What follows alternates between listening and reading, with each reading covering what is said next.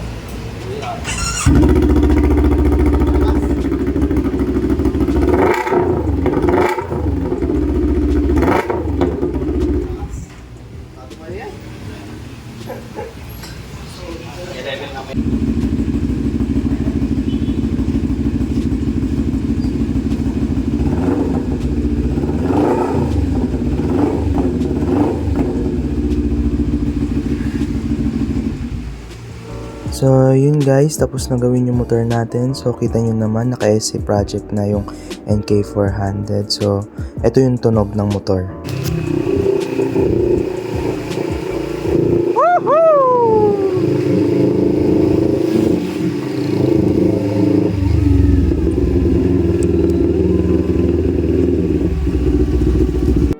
Yan, finally guys, pauwi na tayo.